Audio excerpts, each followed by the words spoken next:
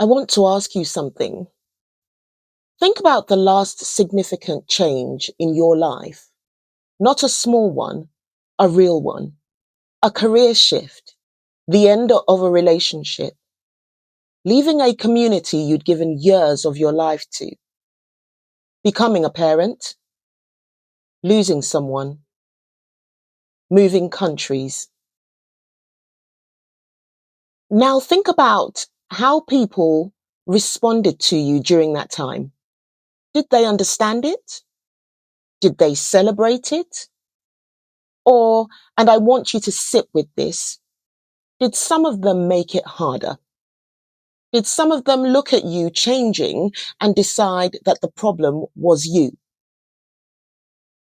If you've ever felt like you were being penalized for growing, you are in exactly the right place. My name is Hannah Ola. I work at the intersection of identity, life transitions, and what it actually means to become. And today, I want to give you a framework, a map, something that you can use to understand exactly where you are and what to do next. I call this the becoming map.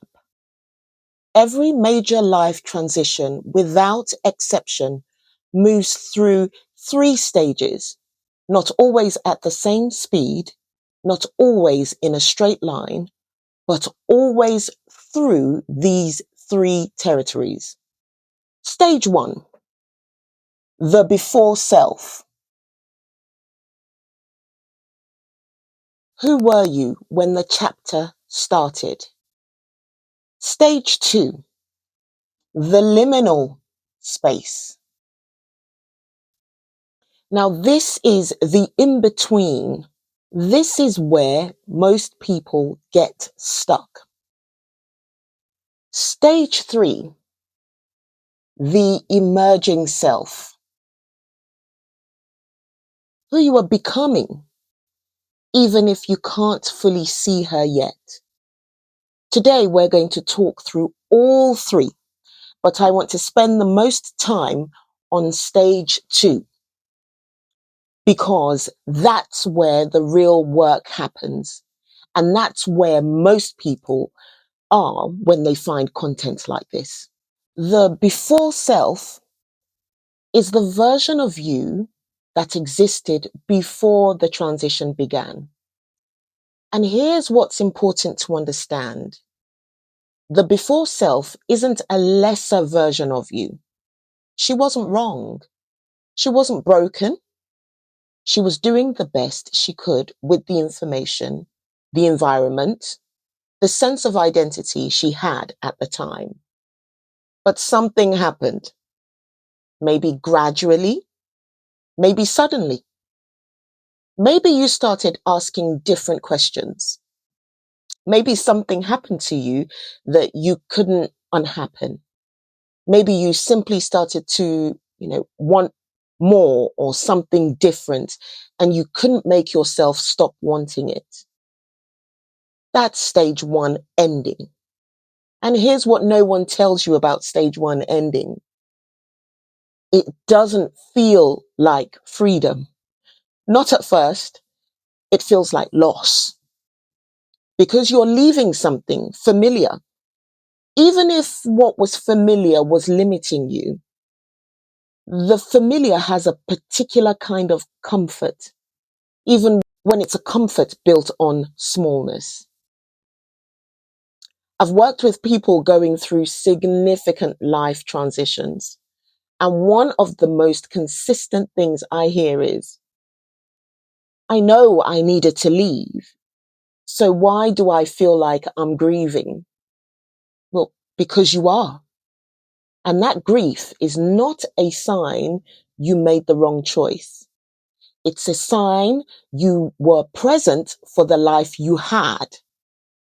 And that's actually something to honor. Now, stage 2 is what I call the liminal space. The word liminal comes from the Latin limen, meaning threshold, a doorway. It's the space between the room you've left and the room you're entering. And it is without question the most difficult place to be. Because in the liminal space, you don't belong to either world. The old identity no longer fits, but the new one isn't fully formed yet. And the people around you, oh, they're confused. Often they want you to go back, or they want you to hurry up and arrive, neither of which is actually available to you right now. I spent 5 years in my own liminal space. I'd spent 2 decades building something, pouring my expertise, my leadership, my gifts into an institution that ultimately made it clear it didn't value what I brought to the table. And when I left quietly with my dignity intact, I had to sit in the in-between. No title, no stage, no clear next chapter. Just the work of figuring out who I was when I stripped away all the things I'd used to define myself. It was uncomfortable. Some days it was disorienting. But I want to tell you something that took me time to understand. The liminal space is not a waiting room. It is a workshop. The work that happens in between, the self-inquiry, the unlearning, the rediscovery, that's not preparatory work. That is the work. The person you're becoming is being forged in the space you can't wait to leave. Now, there are 3 things that tend to get people stuck in stage 2, and I want to name them. The first is external pressure. The people in your life who knew you or knew your before self, who are invested, consciously or not, in you remaining who you were. Because your growth creates a narrative mirror they're not ready to look into. Your changing asks something of them, and some people will choose to make that your problem rather than their invitation. The second is self-concept lag. This is when your identity hasn't caught up with your reality. You're already doing the thing, you're already operating at the new level, but internally you're still running the old story, still waiting for permission, still half expecting someone to tell you that you don't belong here. The external transition has happened. The internal one is still in process. The third is grief that hasn't been named.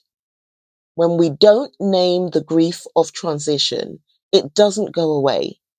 It goes underground, and it tends to come back as confusion or stagnation or a vague sense that something is wrong with you, when actually something happened to you. There's a difference. And learning to make that distinction is one of the most liberating things you can do for yourself. Stage 3 is the emerging self. And I want to be careful how I describe this, because I don't want you to have a picture or picture a dramatic arrival, a big reveal, a moment where you finally made it and everything resolves. The emerging self doesn't arrive. She unfolds. She shows up in the choices you stop apologizing for, in the rooms you walk into differently, in the relationships that can hold who you actually are, and the quiet, clear-eyed recognition of the ones you can't. She shows up when you stop asking permission for things you were always allowed to do. And here's what I find remarkable about stage 3. The people who have done the real work of the liminal space, who have named their grief, confronted their self-concept lag, stood firm under external pressure, they emerge with something rare. Not just clarity about who they are, but compassion for who they were. They can look back at the before self with all of her limitations, all of her smallness, all of the things she tolerated that she shouldn't have, and say she was doing her best. That's not weakness. That's integration. And integration is what allows you to move forward without dragging the past behind you. So wherever you are on this map, if you're in stage 1, grieving the end of a chapter, that grief is not a mistake. It's the price of having really lived something. If you're in stage 2, in the in-between, feeling the pressure of people who need you to go back, hold your ground. The workshop is doing its work. You are not behind. And if you're starting to feel stage 3 emerging, if you're beginning to take up space you used to shrink from, then I want you to know you didn't just survive this transition, you were shaped by it. And the world needs what that shaping produced. My name is Hannah Ola. This is the work I do, and this is what this channel is about. If something in this video named something you've been living, subscribe, because we're going deeper every week. And drop a comment telling me which stage are you in right now. I read every single one.